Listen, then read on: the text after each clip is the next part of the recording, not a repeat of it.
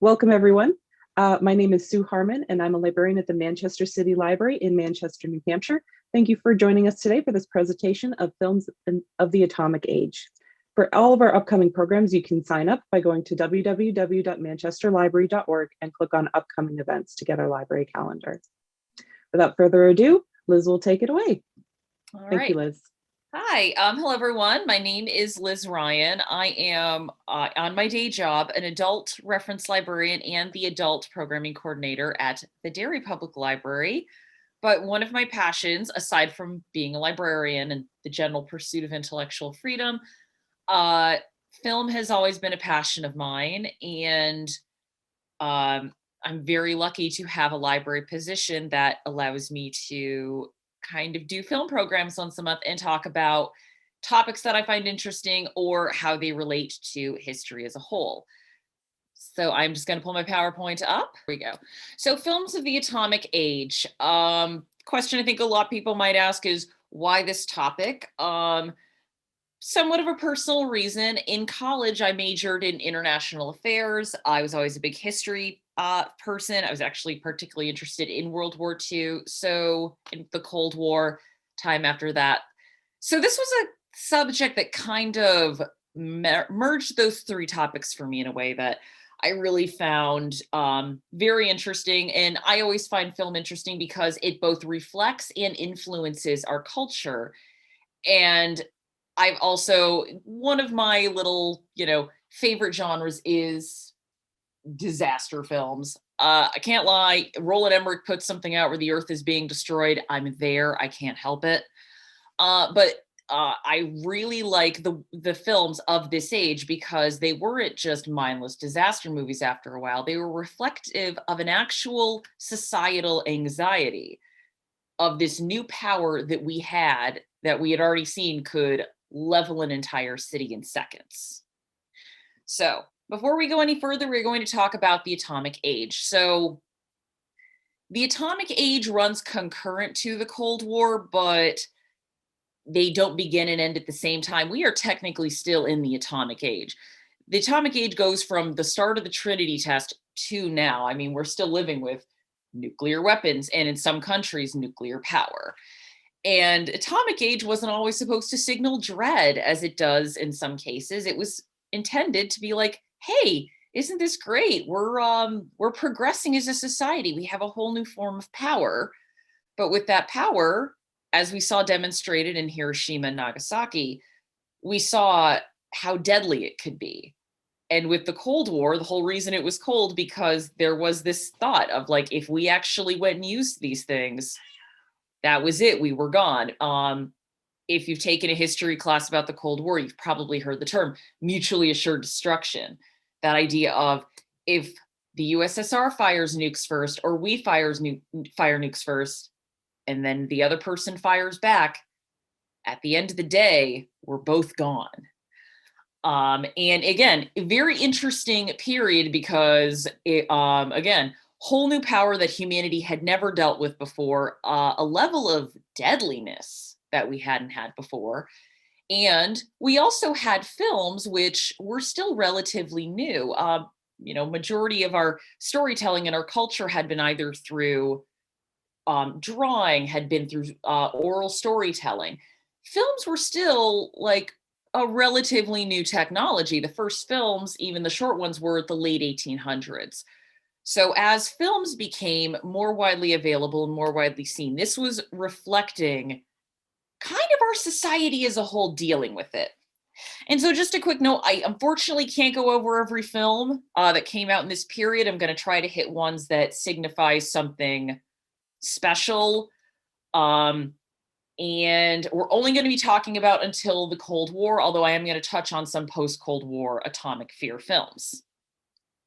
So the first film of the atomic age, you might think it's something like Godzilla. However, 1947, there's the film The Beginning or the End. Now, full disclosure, I had not heard of this movie until last year when I'd heard the author, Greg Mitchell, talk about his new book on the subject and how this film was kind of a propaganda piece to sell Americans on the bomb.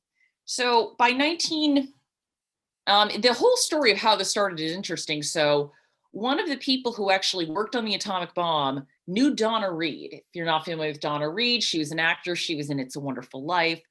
Wrote to her and said, there needs to be a story about this creation. And the scientist's point of view wasn't entirely rosy. He was like, we know what this can do. This is terrifying.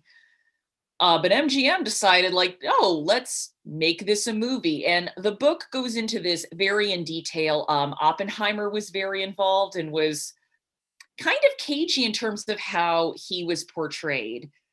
But the reason the United States government and the military got involved with this was because they wanted to sell America on the bomb.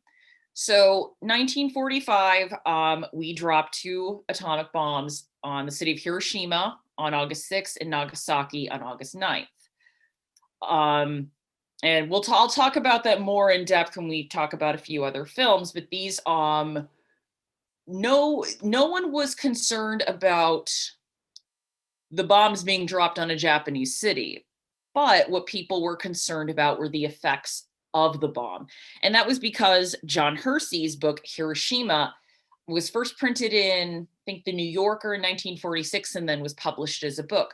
But people read that. They read the stories of Japanese citizens who were mutilated, sick, lost everyone they knew, burned, scarred. And they started to be very scared of this power that the United States, and as we knew, the USSR had. So United States is like, we need to really sell the people on this technology.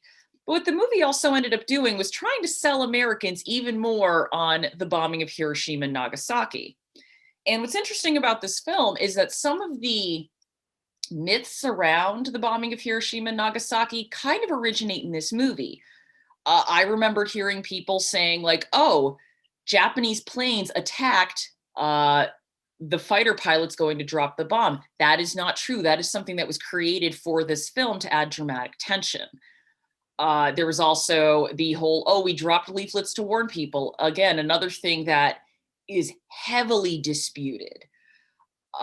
So it is interesting how this film, which ultimately, until this book, was lost to cinematic history. No one had thought about it, but some of the myths that it propagated lived on. And again, I would actually highly recommend the book by Greg Mitchell. I read it last year. If you're interested in both history and movie making, it's a fascinating book. Fun fact, Ayn Rand, yes, that Ayn Rand, was involved on one of the script drafts. It's a very wild story. So we're going to go on to what I assume most people thought we would start with, which is Godzilla, or as it is known in its native country, Gojira. So again, as I mentioned before, Hiroshima and Nagasaki, Japan as of right now is the only country that has ever experienced these 2 an atomic bomb in action. And I guess I'll say potentially unpopular opinion time. I think even if we accept this was the only way to end the war, I think we can also look at Hiroshima and Nagasaki and say that these are atrocities. I think anytime there is an action that results in mass civilian death is an atrocity. Also, to say that these 2 events are atrocities is not in any way to absolve the Japanese military of their brutal actions during the war. I think we can hold those 2 thoughts in our head at the same time. So Japan kind of spent a good decade or so dealing with it, and how Japan has dealt with the bomb is interesting in and of itself, especially in Nagasaki. People who survived the bomb, they became outcasts in society. People did not want to be around them. They were afraid they were going to get sick or catch some of the fallout disease from them.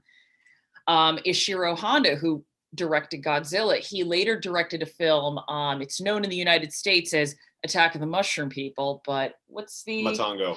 It's known as Matango in Japan.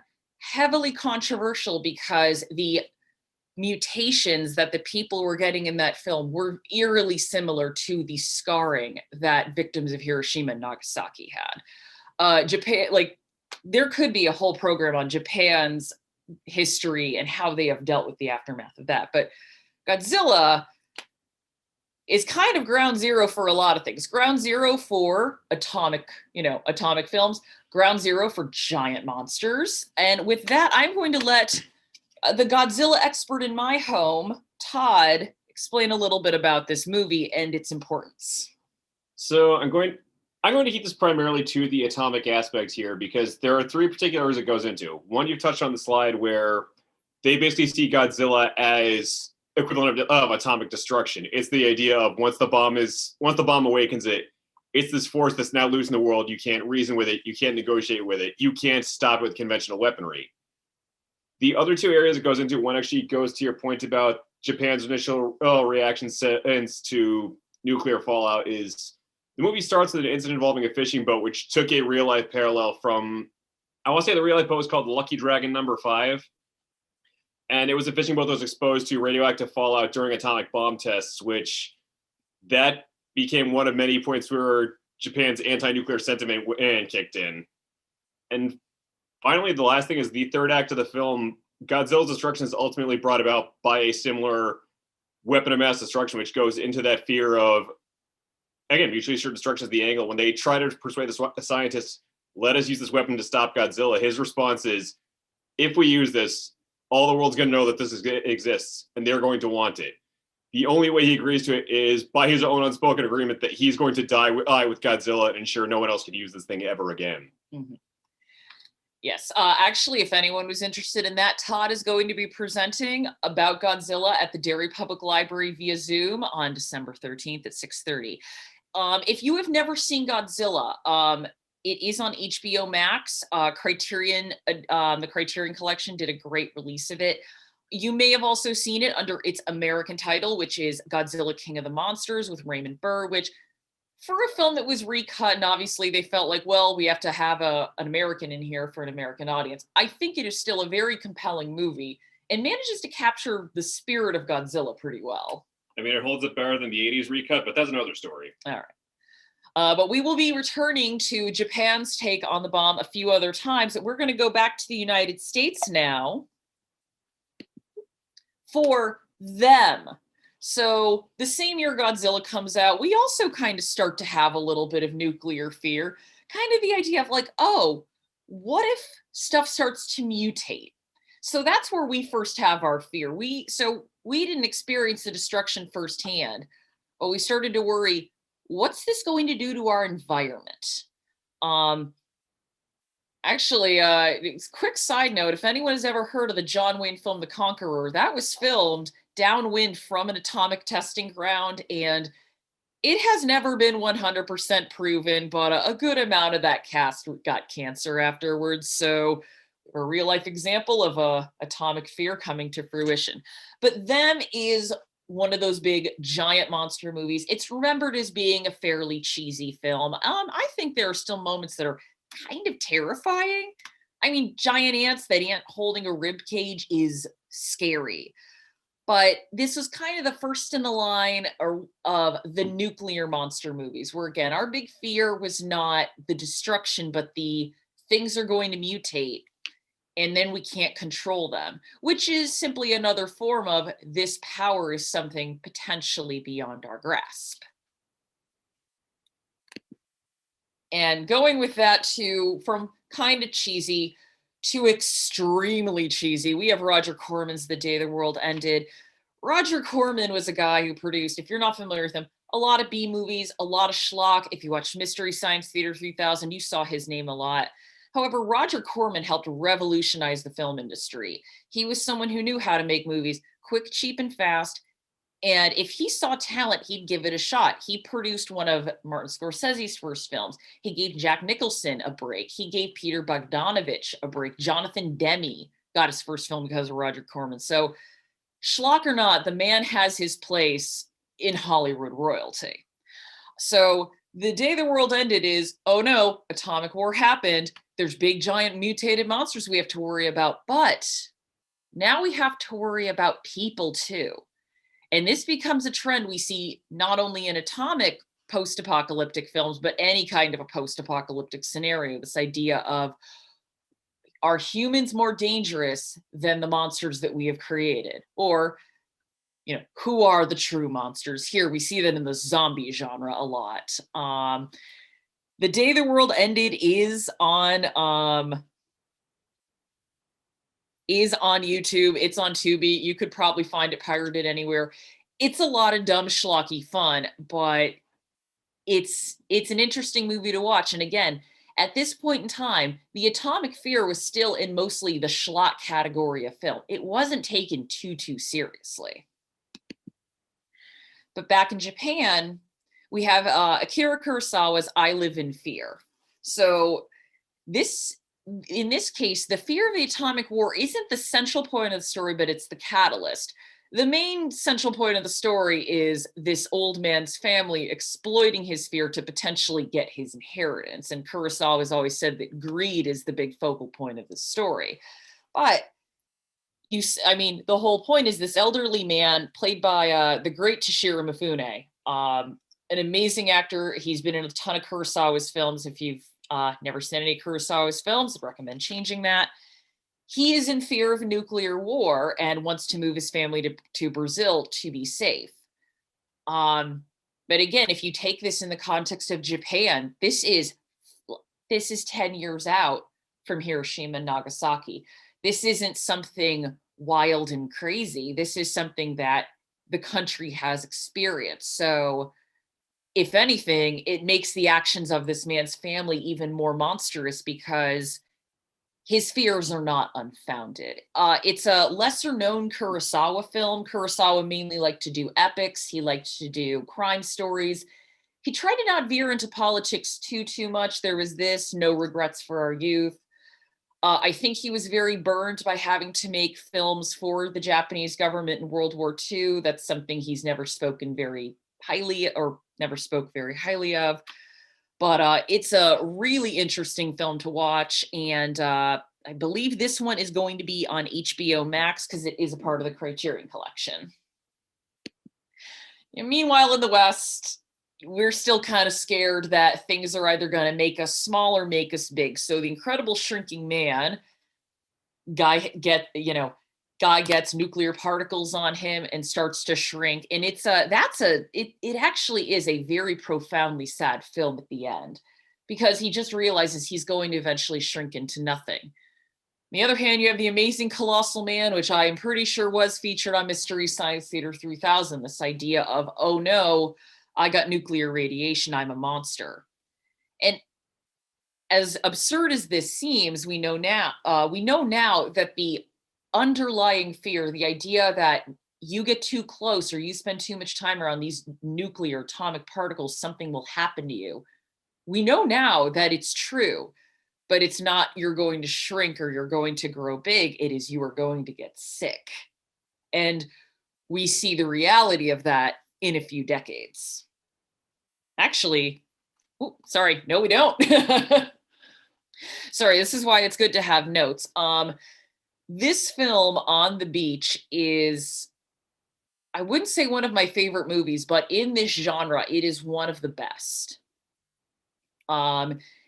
This is essentially, I would say, the first major Western serious take on nuclear war and its consequences. So I was about to say, if anyone has not seen this, I'm just going to let you know right now, there is a copy free and full up on YouTube. It's a fairly good transfer.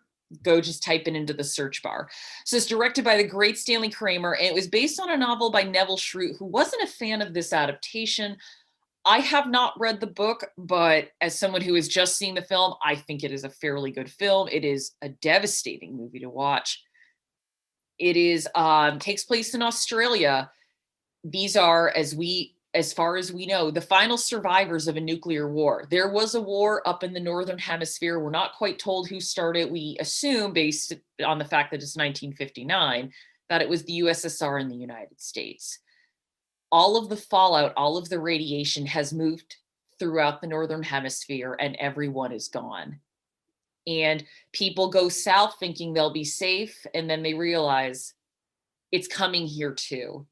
There is no stopping this. There are no explosions. There's no big fights. There's no battles. It is just a very quiet end to the world. It is essentially a cast of characters dealing with the knowledge of their own impending doom and trying to just realize, like, well, that's almost, we did this to ourselves.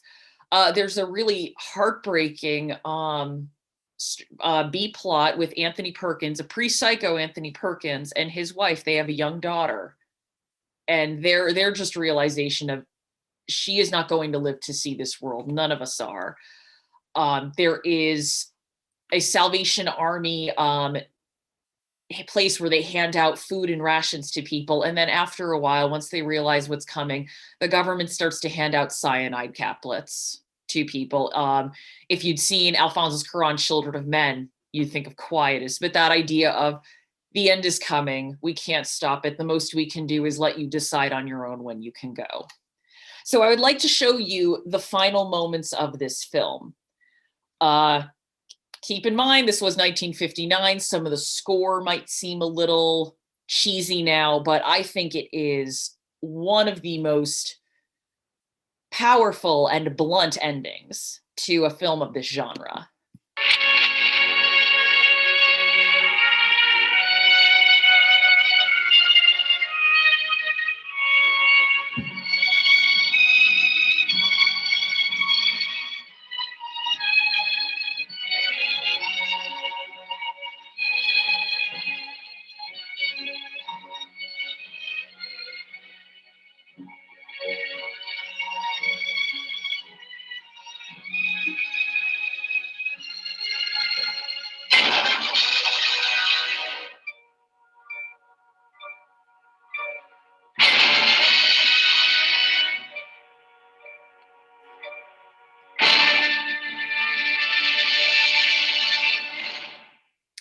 There is still time.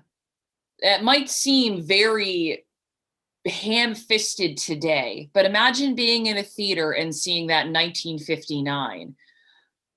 You know, after Hiroshima and Nagasaki, after hearing about the side effects and the fallout and the long-lasting sickness that people exposed to this get, and just having the fear of war hanging over your head. Imagine seeing that. It's almost hopeful.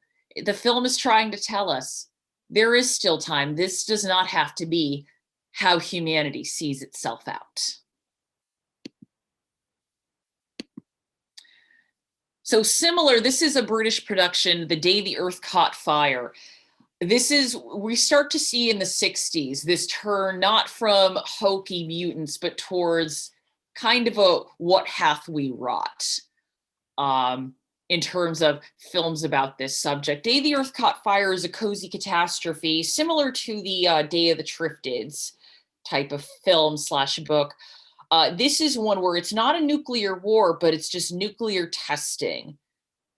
I don't know how the science quite works with this, but we do too many tests and it throws the Earth off its orbit and we're going towards the sun. It's also an interesting film to watch if you think like from a climate change angle as well.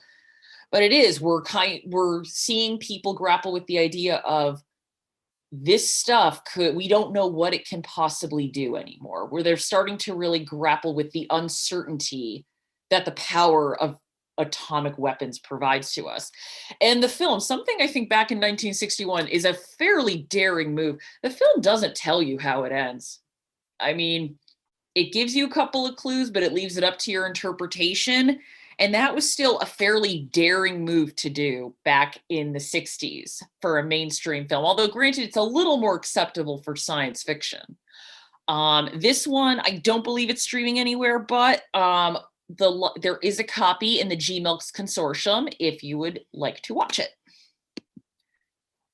So now we're going to Pulp Town, a town I love dearly.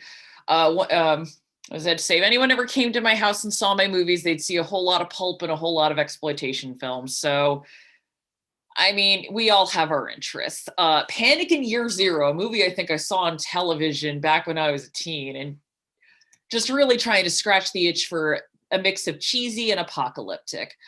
This is probably a pulpier and somewhat better made version of The Day the World Ended. So we have post-nuclear survival, but this time we don't have the big giant monster threatening us that everyone pulls together to defeat. This time it's just, oh no, people are the thing we should fear. It's not just getting out of the city. It's not just surviving the blast. It's now dealing with people who, now that the bomb has gone off, now that there's war, now that they feel they have nothing left to lose, that's it. And you have to hide from them as well. And I think that one is free on YouTube as well. But again, if you're a fan of kind of the pulpier end of things, or movies like No Blade of Grass, where it's just people trying to survive against other people in a disaster situation, this movie is definitely going to scratch your itch. So we're going on to what I would consider one of the most upsetting films in this whole roster. Ladybug, Ladybug, a movie that was almost lost to time for a while. It was not well received upon release. It was considered extremely disturbing.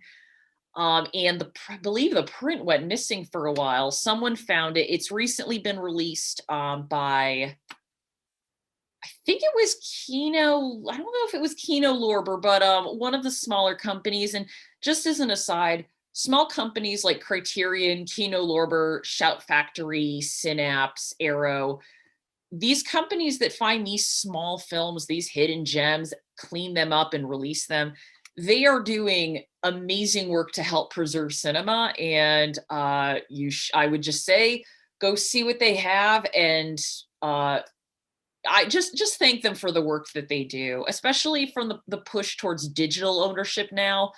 I think people who try to make good physical releases are people that should be lauded, but that is a 100% editorialization for me.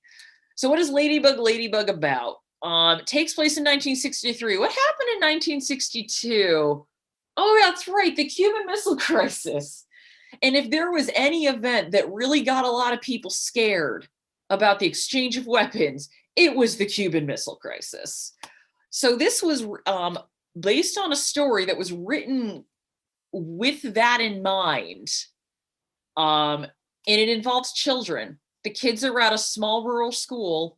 This air raid siren starts blaring. The teachers don't know if it's a drill or not. The principal's like, we may as well treat it as real. And the kids try to make their way home.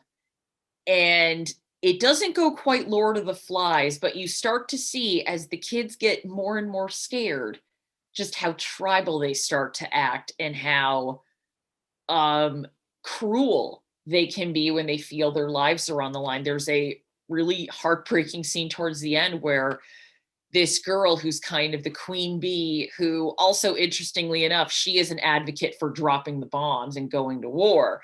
She locks this one unpopular girl out because she just goes, there's no room. My parents are coming soon, and then we won't have enough room for everybody. And then that poor girl who was locked out, she goes and hides in a refrigerator hoping it'll keep her safe, which, whether those bombs are real or not, that's not a good thing to do. Again, it's an upsetting film because you're essentially seeing children in a really awful situation. But it was one of the first movies to really deal directly with the idea of, like, how is this affecting kids? How are they dealing with living under the nuclear sword of Damocles, as it were? And this is free and full on YouTube if you'd like to look it up. It's a little slow moving, but towards the second half, when the paranoia and the uncertainty starts ramping up, it really becomes a strong picture. So now we are going to a title I think a lot of people have probably heard of, Failsafe. Directed by Sidney Lumet, was also remade, I believe, in the early aughts with George Clooney as a teleplay. This is a movie about an accidental first strike. And basically this idea of, oh no, how are we going to avert a bigger war? There's already been a blunder. And this deals very, directly with the idea of mutually assured destruction, this idea of, okay, there's been an accidental strike. What do we do to assure them this was an accident? We don't want to go to war. We want to try to save people. And it's a very race against time type of picture. And what was different about Failsafe was, for the most part up until now, a lot of the films that dealt with war or nuclear war had kind of been more from a civilian standpoint. This was more a look at the war room, which, speaking of which, there's no way we can really not talk about this movie. Now, Todd, you described this in Fails. How did you describe this versus Failsafe? Failsafe runs off the idea of, oh no, what if something accidentally goes wrong? Dr. Strangelove is, oh, something's going to go wrong, baby. Yeah. So again, if you've ever seen this movie, it's a comedy. So a comedy about it's a comedy of errors, essentially, about the end of the world. And what's so horrifying about it, though, is, well, we have this comedy of errors, this comedy of manners, people, calling the Russian prime minister, trying to just go like, look, I'm sorry this happened, but can we just talk this out? You realize you're like, well, these people are squabbling in a war room. The lives of billions of people hang in the balance. It is one of the funniest and most disturbing films ever made. I think the reason it's held up because some people look at it and they're like, I think this might be closer to reality than we want to admit. And it's if you have never seen this movie, I would say, other than The Shining, it's a great entry into Kubrick. And weirdly enough, it didn't quite set the tone for atomic film, for like the atomic cinema going forward. That was still, for the most part, a fairly serious genre, but it did set the tone for a lot of political movies going forward. It's kind of solidified itself as being one of the best quote unquote war room movies. I really don't know what I could say about this movie that hasn't already been said. And again, 2 years out from the Cuban Missile Crisis, you almost really have to admire just Stanley Kubrick being like, oh, we just had this really scary event happen. I'm going to make a comedy about this. In fact, there was another movie he wanted to make, The Bedford Incident, which is kind of similar to Strangelove and Failsafe, this idea of, oh no, we might have a war on our hands. But Kubrick wanted to make it a comedy, and the producers were like, you can't do that with this. This needs to be serious. It's like, nope. But great film if you have not seen it. So we're moving on to a film that was actually not seen in Britain until the mid-'80s. If you're not familiar with Britain has a very different view on censorship than we do. United States, we have a very, the government doesn't really, well, not in theory. Certain parts in history, the government did go in and tell people what they can and can't make. But overall, the government won't look at a film strip and go, oh, this can't be sold in stores unless you cut X, Y, and Z out. Britain did that. If anyone's familiar with the video nasty panic of the 1980s, there were big censor boards that would say, unless you cut certain bits of this horror movie out, it won't be distributed in Britain. So little setting the stage as for why this wasn't shown. So this is a docudrama about a potential nuclear strike in Britain. So think about this from the perspective of a British person. If you're in the United States, missiles would take 30 minutes to an hour from the USSR to us.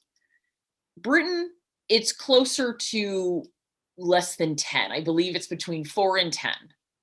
So for them, there was almost more of an urgency and a fear as to what was going on, because they just saw it as like, oh, we're in the middle of this. We are screwed either way.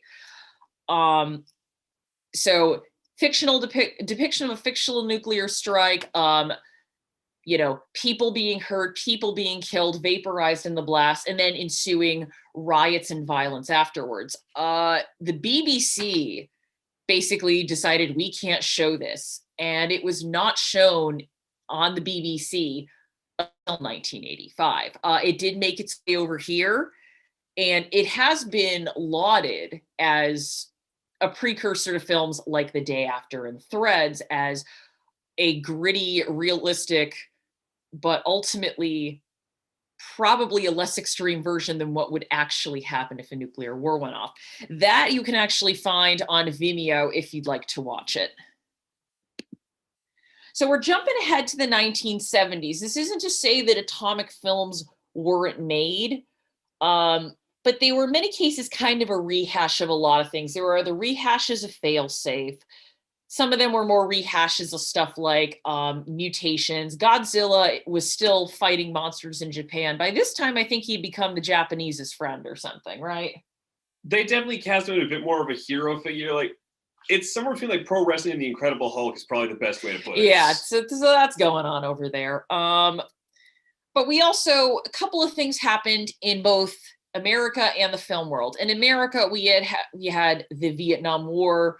We also had a lot of unrest in the country. We also had in Hollywood the collapse of the old studio system and then the birth of new American cinema. You had people like Peter Bogdanovich, Martin Scorsese, Francis Ford Coppola, and these were filmmakers who were a bit more interested in telling just different types of stories.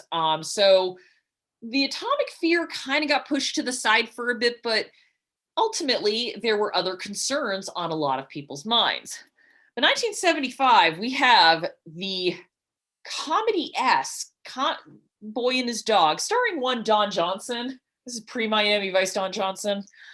And this is post-nuclear landscape, Boy and His Telepathic Dog. It's a nihilistic movie. It's dark. And that kind of, are humans the real thing we have to fear in a post-apocalyptic society? That really comes into play here. There's also a little bit of male fantasy here because he finds like an underground world of women who just want him. And, you know, I'm like, oh, this seems like wish fulfillment. But it's dark. The end of that movie is one of the most shocking things I've seen in a film. There is another film, if you kind of like this, Damnation Alley is very similar to it. And hey, Boy and His Dog, free on Tubi and Pluto. Also, this is, I'm not quite a precursor, but it's almost like, oh, it's Mad Max before Mad Max really became a thing. Like, I kind of wonder if George Miller watched this and got a few ideas. I can picture that. Oh, definitely. Oh, love the Mad Max series.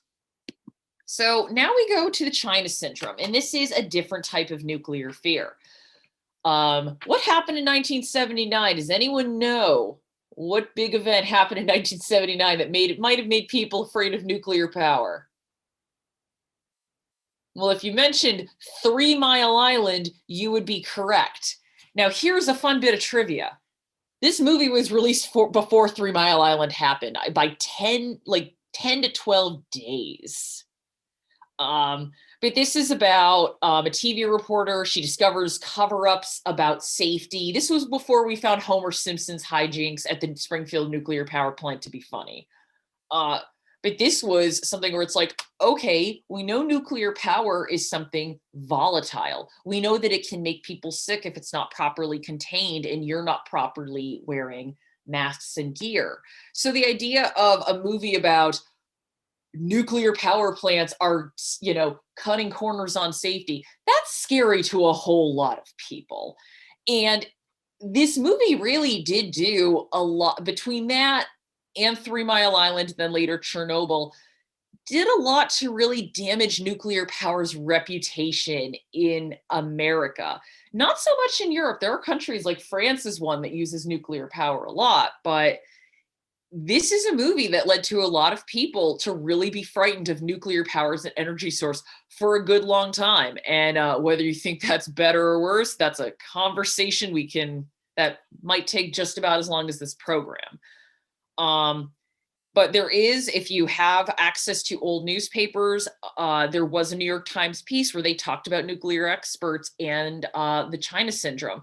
And there were a lot of them saying, like, yes, if these cutting corners were taking place, it would be bad. But this is not the case at nuclear plants. Nuclear plants are very safe in the United States. But again, all it can take is one accident for a lot of people's perceptions to change. So now we move on to the 80s.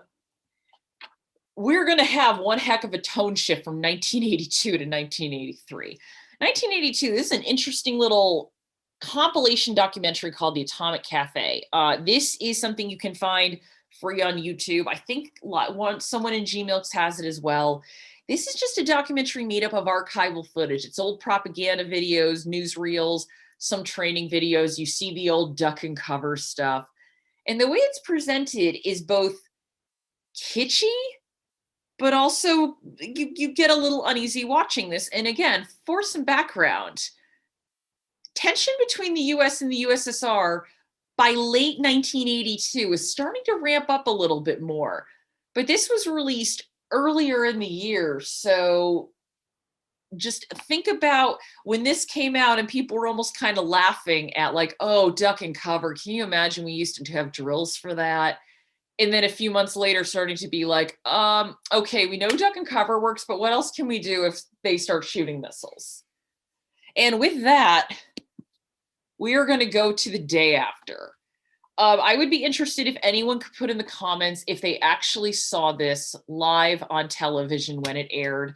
This predated me by a few years. And if there's a lot of things I could do if I could go back in time, but I would love to go back and kind of see this in its original broadcast. Probably the only time a made-for-TV movie has ever saved the planet. So this is directed by Nicholas Meyer. If you're familiar with that name, he directed Star Trek, Wrath of Khan. This debuted November 20th in 1983 on ABC, and it was being hyped up as this event of watch it with your kids. Teachers were having their students watch it. There were going to be discussions afterward. And again, this is when tensions between the US and the USSR were ramping up. And there was this very real possibility in the air that like we might exchange missiles. So this movie comes out, 100 million people watch it, something that's unheard of as of like now, I think, unless we're talking about the Super Bowl. And this was also when there were less people in the United States. And people are scared out of their minds by this. Particularly the scene that shows bombs being dropped in Kansas and what would happen if people were in the path of that blast. It's a very sprawling movie. There is a cast of characters, a lot of actors right on the cusp of being big. You have John Lithgow. You have Jo Beth Williams. This was right after Poltergeist. Was this Stephen Furst from? I think so, yeah. Yeah, Stephen Furst from Animal House. You have a rural farming family where the father's like, I think this is a problem. We have to prepare. We have to make some sort of a shelter in our basement. You have another family that just ignores it. You have a military man on the base who decides I'm going to chance it and try to get back to my family. In a very heartbreaking turn, he finds out that where his wife and his young child were stationed were completely destroyed. And I'm not going to lie to you, this movie ends very sadly. Pretty much everyone is killed in some way, shape, or form. And one of the few survivors, they seem to just be waiting for the end.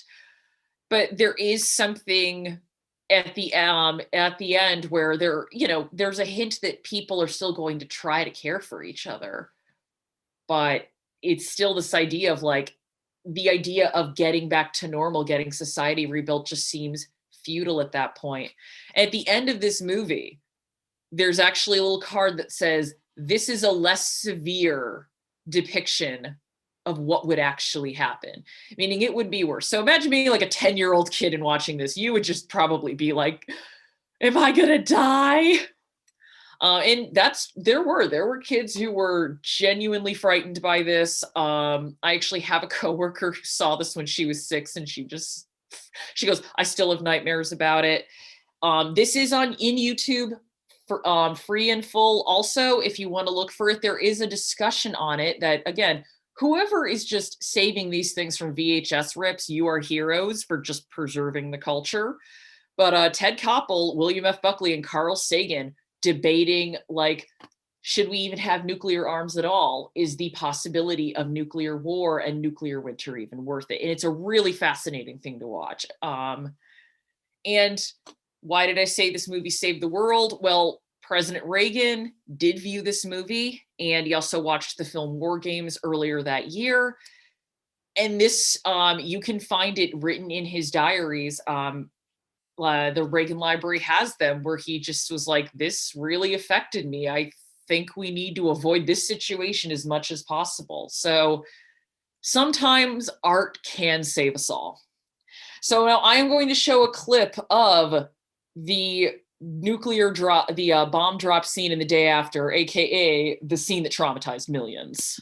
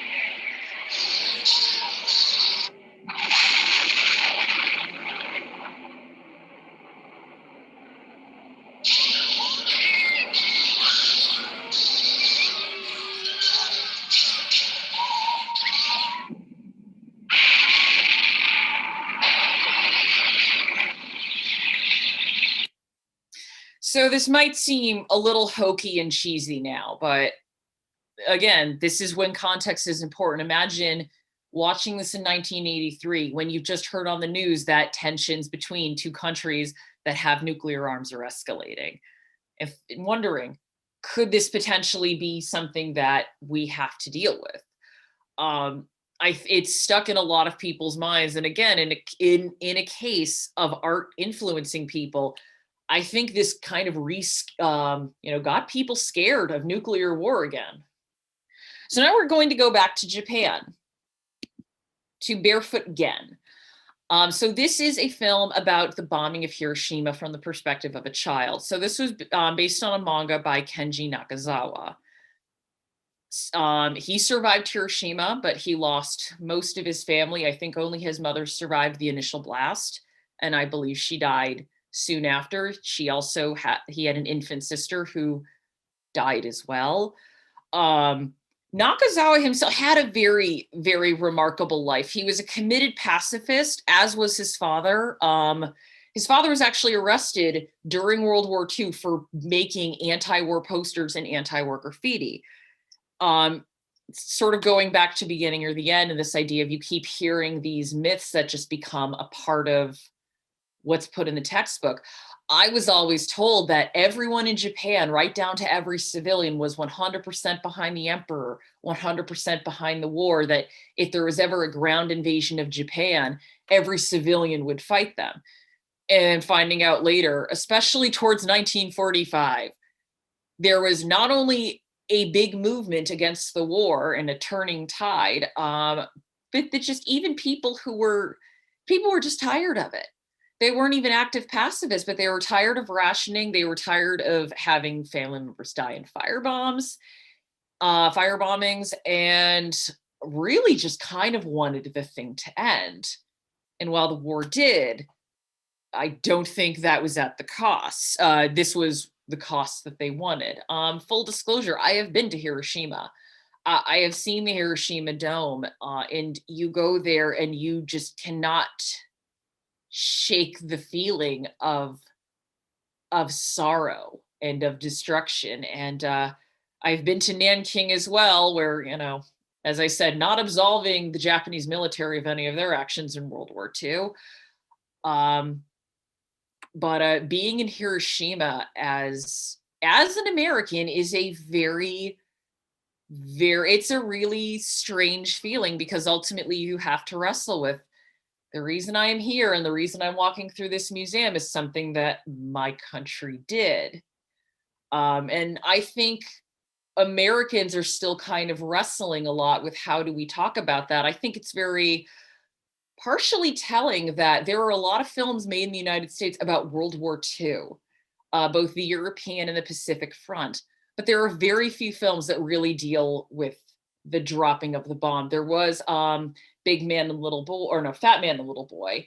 And then there was a more recent film called Little Boy, which not a great movie, kind of horrifying if you look at that one. But it's always one where I think there's a lot of people that look at it as yes, this ended the war, but I think a lot of people look at the civilian toll and go like, is this really the cost we wanted it at? So yeah, as someone who's been to Hiroshima, it's if you ever get a chance, I would recommend going to the Hiroshima Museum. It is a very powerful experience, albeit obviously a very sad one. And Nakazawa himself was someone who not only used his position and his work to try to tell his story to the world and try to encourage disarmament of nuclear weapons, but he was also very critical of the militarization of Japan. He was very critical of Japanese actions in World War II. And he was always very critical of the more nationalist right of his country, and was always very protective of his work. He never wanted nationalists to use his work to justify war. A similar film to this is Grave of the Fireflies, which probably one of the saddest movies ever made. And that's another case of the director of that, Isao Takahara, an avowed pacifist who he went as far as saying he doesn't want this movie to be seen as an anti-war film because he's afraid that militarists might use it as propaganda to promote war. He doesn't want it to be seen as political in any way. I recommend both of these. They're very heavy watches, but I think it's something to remember that even if we are fighting an opposing forces, another country's military, there are still people, especially children, who are in these countries who did not ask to be a part of this and really have no say or control over what is going on. So I am going to show you a clip from Barefoot Gen. I am going to warn you that even though this is animated, it is a very graphic scene. But I would also like you to contrast this scene with the scene from the day after, and how animation can be used to convey not only the passage of time, but how brutal the effects of an atomic bomb drop can be. So if you don't want to watch this, it's about a 2-minute clip. Feel free to come back.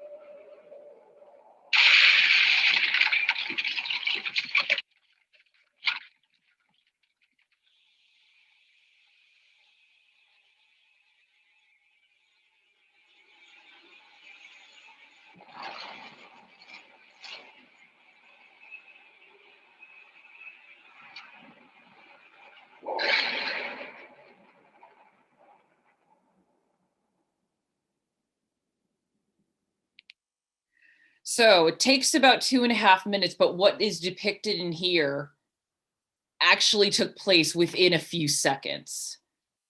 And again, I believe that he survived because he got blown under rubble very quickly. It is a very good film. Just how cute some of the characters look is a little bit jarring, just for how sad the movie is. But I would recommend looking for it if you can. I think this is also a free and full on YouTube.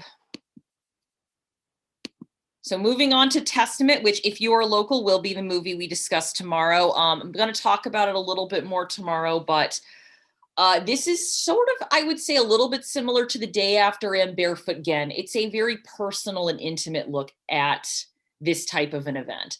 So we're not seeing it from the war room. We're not seeing it from any of the military commanders. We're seeing just a family deal with it. So this is, it's a mother played by Jane Alexander in an amazing performance here.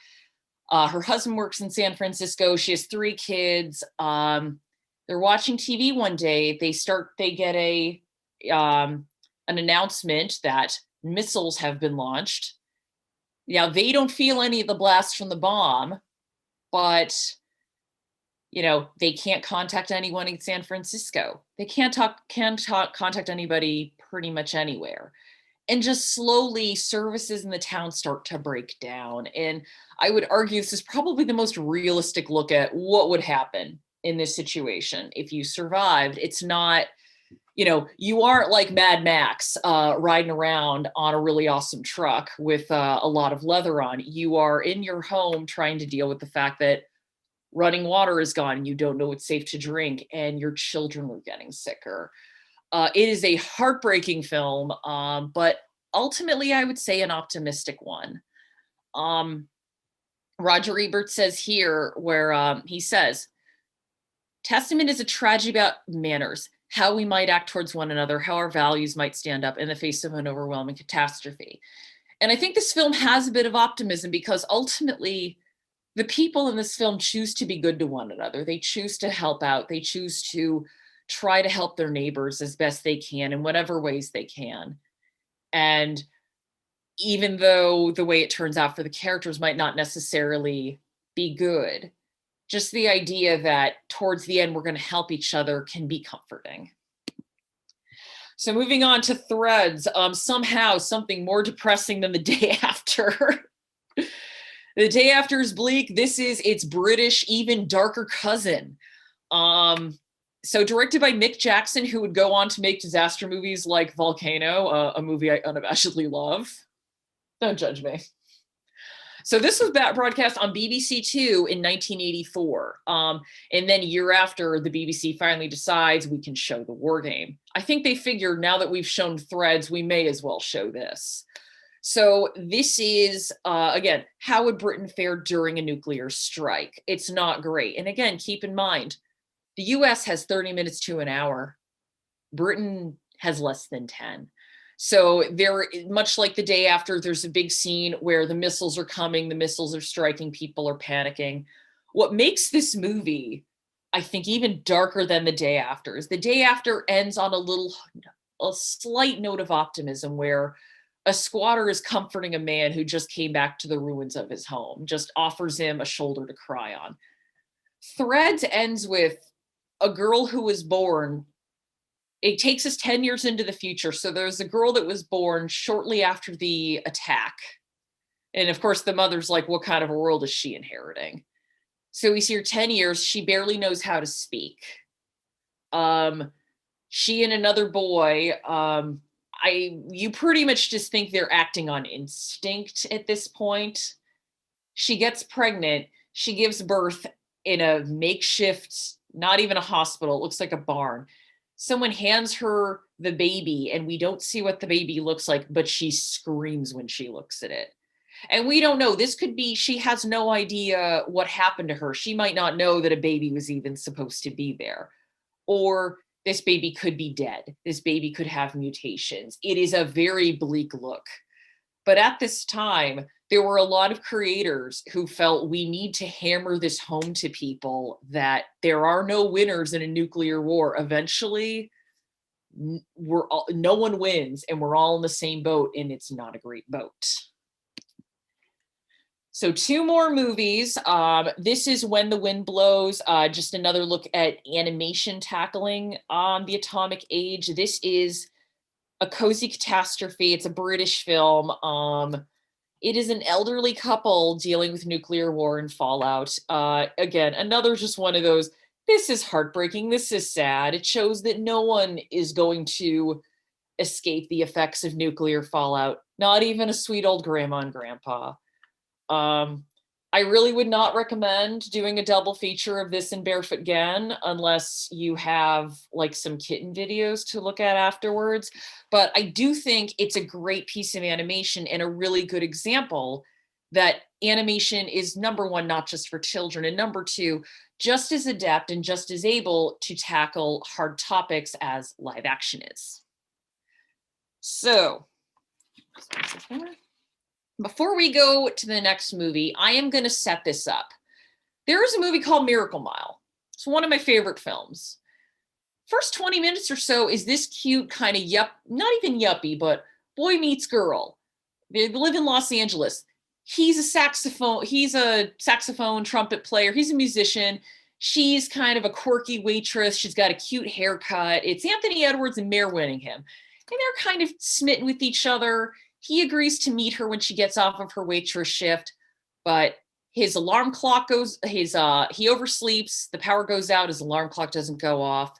So he goes to the diner, tries to call her from a payphone, and he decides to wait and see if she calls back. Now keep in mind with this next clip, we have spent about 15 to 20 minutes just with this adorably, like this just nice, amiable couple getting to know each other. And then this happens. Also, just a little content warning, there is language here.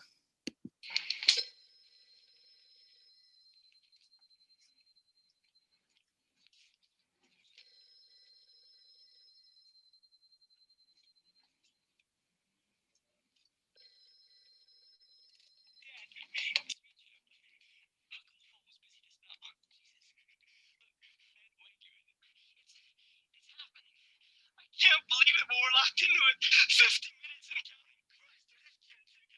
I can't take it. I'm sorry, Dad. I shouldn't swear. I'm sorry, but this is really it. This is the big one. 4 R for 66. Easy.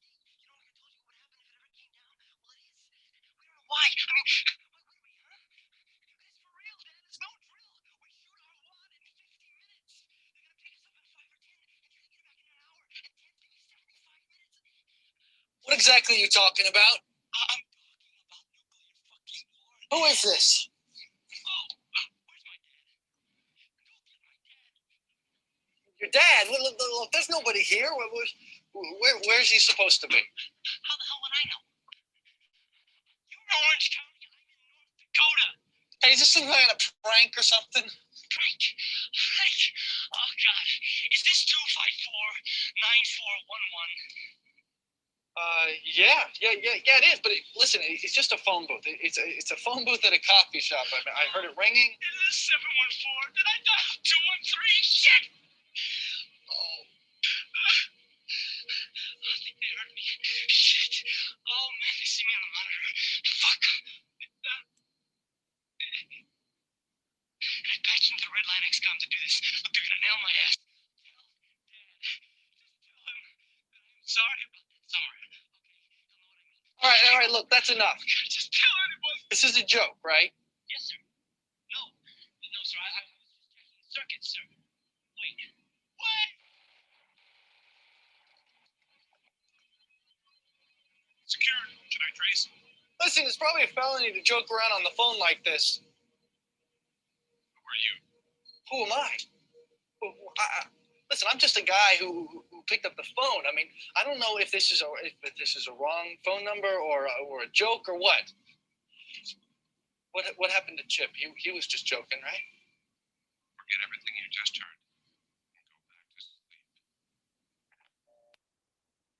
So from nice romantic comedy to romantic drama with an atomic countdown clock, this is Miracle Mile from 1989, one of my favorite movies. I don't think I've ever seen a film do that much of a swerve in terms of plot and tone. And again, I really kind of just admire that. I also admire the way this movie ends. I won't spoil it. It is free on Tubi. It didn't do well when it came out. There were a couple of reasons. So this was a script that was kicking around for a while, mainly in the early 80s. It was originally slated to be a Twilight Zone film, but if you know anything about how that turned out, we got a Twilight Zone film that was more of an anthology. I mean, John Landis didn't, no one died making Miracle Mile, I'll say that.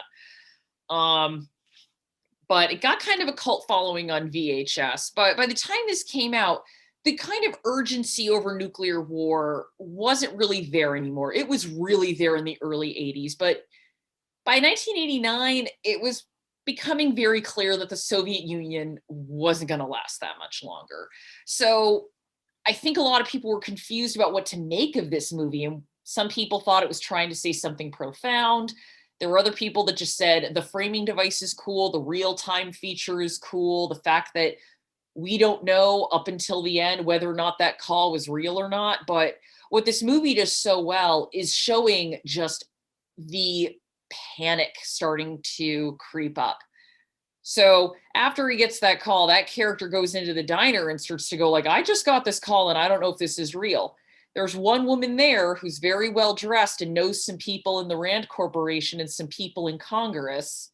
And she's like, they're all flying to the Southern Hemisphere right now. I think this might be legit. Let's try to get out of here. He decides to go get Mayor Winningham, but as he goes through and tries to find her and they try to get onto this plane to safety, you start to see more and more people are hearing about this potential missile strike, and more people are starting to panic. And it's one of the latter half of this movie is one of the best, I think, scenes of just people really feeling like, well, there's no tomorrow, we may as well go nuts. And just how people might act when they feel like this is it, we're dying. Some people decide to just kind of go loot stores. Other people, there's a guy who just decides to shoot anyone he can. And this doesn't really have the optimism or the, I guess I should say cautious optimism that Testament and Day After have, where it's like people might still be good to each other. This one has a line in the middle of the movie where a character just says like, well, people are going to help each other, right? And Anthony Edwards' character just responds like, I think it might be the insect's turn. So a film that really, just due to kind of being out of time, didn't do well, but really has kind of found its place in cinema history as just a really nifty film and a really good thriller. It wasn't the final Cold War anxiety movie. That was a film called By the Dawn's Early Light that came out in '91. But I think there's no better movie to really close this with than Miracle Mile. And again, free on Tubi if you want to watch. It's a great film. So post-Cold War, the 90s were just full of us trying to find villains. I mean, anyone who lived through the 90s knows that we were really concerned that aliens were going to come out of the sky and kill us and volcanoes might do it. And for about a year, we were really scared of asteroids. But the nuclear threat still kept creeping in movies. You had movies like Broken Arrow, where a rogue person steals a nuke. You had the history kind of biopic 13 Days, which is about the Cuban Missile Crisis. There has been some sort of back and forth about the accuracy of that one. I think overall people have said it's accurate, but just highly dramatized. And then post 9/11, we found, movies found a villain again. It was terrorism. And so you have the Sum of All Fears coming out. That was a Jack Ryan movie, right? Yeah, I think it was. I'm not that into Tom Clancy, but you have that. But after that, the fear of nuclear weapons kind of dissipated. I think because we've seen that, we can have a fairly devastating event without the use of nuclear weapons. And now with all like the superhero movies, we have like intergalactic threats. So nuclear weapons don't even seem like a big idea anymore when you have Thanos snapping away half the galaxy. But the Cold War was was just a period of cinematic anxiety that I really find fascinating. And it's you don't find that level of anxiety really put to screen anymore. And with that, I'm going to move on to questions. That great final shot from on the beach. Again, I hope you guys get to check out these movies. I'm very happy that a lot of them are free. Okay, so does anybody have any questions? Awesome presentation, Liz. Oh, thank We've you. had some great discussion in the chat. Yeah, I none can of never them were see what's like- going on in the chat, so I'm like, I hope everyone's happy. None of them were like questions that like were really like question. I don't know. I felt like some of them could be saved to the end, and a lot of them were just comments. Okay. So there was one near the end. Someone asked if we have sites to notify future talks. I'm going to post the Manchester Library blog and the Derry Public Library events page in the chat so that you can get links to that. I'll also send out a survey so that when you fill out the survey, you can give us your email and I'll sign you up for the Manchester Library newsletter that comes out quarterly, so you're not going to get bombarded with emails. It's just the newsletter. Let's see. Oh, someone did say I thought we'd focus more on sales fail safe. Sorry about that. By the way, since you left those kind of open-ended, I checked. Ladybug is Kino Lorber. It is Kino Lorber, yes. I think sometimes when I have films that are a little bit more well-known, like Dr. Strangelove and Failsafe, I tend to want to talk a little bit more about the films that haven't been spoken about as much, like Ladybug. Someone did ask if there were any hothouse Earth films. So can you just clarify, those are films about climate change, like sort of climate change, the Earth potentially cooling or becoming very hot? I'm assuming that's what it is. If so, there's a couple of, I would just say, ecological disaster films. Technically, The Day the Earth Caught Fire could be a hothouse film. And there is a film, it's not quite cooling or warming, but No Blade of Grass is a strain that, a virus that destroys all grain on the planet goes through. So there's, no way for a lot of people to feed themselves anymore. That's an interesting post-apocalyptic film. There is Roland Emmerich's The Day After. Day After Tomorrow, sorry. A very silly film, but one that I enjoy. I honestly don't want to picture Roland Emmerich doing a version of The Day After. That would be, oh God. I think the nuclear scene would just be tasteless at that point. Someone did ask, methane resulting in irreversible, like Venus. I don't know. I can't think of any of those off of the top of my head. There is it's a movie where they're sort of or it's something where they're The Arrival? Yes, The Arrival is not 100%, but they are in The Arrival. They are terraforming the Earth so they can breathe it. There's also a couple of Outer Limits episodes where they kind of do that, where they're trying to make the atmosphere more methane based. I don't know.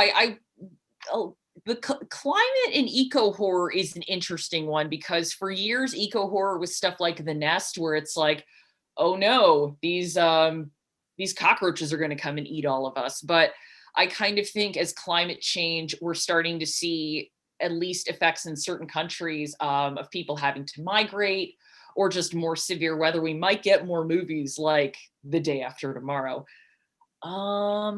Someone did ask, what are my other focus of cinematic interests? I love horror. I'm a huge horror fan. I've actually, one of my little projects has been trying to get Sue to watch horror movies. I am a big fan of Japanese post-war cinema. I think that's a very interesting period because we had a lot of American influence there. One of my favorite directors is Shohei Imamura, who is definitely more looking at kind of the underbelly of Japan. Also, Yasujiro Ozu is, I think, a really great director everyone should know about. A lot of like the cinema that came out from like the 50s through the 70s is some of my favorites, because there were a lot of new creators. There were people who had been raised on some type of cinema, but not all. But they were people who were like, okay, I've got a camera, I've got a story to tell, I'm going to make use of this medium. And we got a lot of really cool and interesting stuff out there. And just some wild filmmakers. I mean, we had Ken Russell making movies in the 70s, and that guy had an output. The first thing I'm going to bring up Kobayashi, but oh yeah. Well, I was talking more like in general. Yeah, I was about to say, like, horror in terms of genre is probably the one I focus on. I am a big sci-fi fan. I should say probably the one genre I don't really like a lot, so do not ask me. I'm not going to be of much help, is Westerns. Westerns, I am useless. I mean, I'll watch some of them. Also, I do have a soft spot for musicals. Oh, I love musicals, yes. I was about to say, I'm definitely probably going to go be seeing the new West Side Story remake. I do want to say I would like to plug some of my favorite movies of 2021 so far, if that's okay. Yeah, sure. Sure. We're approaching 8:30, so I think that's a good time to wrap up. So we've got a few minutes left. The Nicolas Cage film Pig is so far my favorite. Nothing has dethroned it. It was a film that was marketed as John Wick starring Nicolas Cage. That is not what it is. It is actually a very quiet and fairly, heartbreaking film about grief. I loved Zola. That was the film that was based on the Twitter thread that everybody read in 2015. And you would think a movie based on a Twitter thread, this wouldn't be good. But the directing and editing choices in that film are so much fun. Makes really good use of the medium. And I just saw Wes Anderson's The French Dispatch. I thought that was absolutely delightful. I'm a huge Wes Anderson fan. And Spencer. I was a big fan of, I'm blanking on the director's last name, Pablo Larraín. I loved Pablo Larraín's Jackie that came out a few years ago. Interestingly enough, that's the first film about the Kennedy assassination to ever really center Jackie Kennedy. But I really liked Spencer. I think Kirsten Stewart is really good. And Kristen Stewart's been a good actress for years. I know everyone rags on her and Robert Pattinson for Twilight, but you know what? There are a lot of actors who took a cruddy movie for a paycheck and then just went and made some good movies after. So those also, this is going to be a harder one to see. I promise this is my last one. Swan Song. It stars Udo Kier as an older gay man going back to do funeral makeup for a former friend. It is a wonderful and touching movie. And there's just a great little bit in there about how you can change someone's life without even really meeting them. Very heartwarming if you want a heartwarming picture. All right. Sue, are we all set? Yes. Thank you so much for coming and for your presentation on the Atomic Age of Cinema. You can send me an email if you want a link to the recording. If you didn't get here through a sign up through Eventbrite or the library calendar, I'll send you a link to the recording once it's available. And thank you very much and have a great night. Have a good night, everyone. All right, and Sue, I will see you tomorrow. Yeah, see you tomorrow for the movie. Hi. I'll bring tissues. Yes.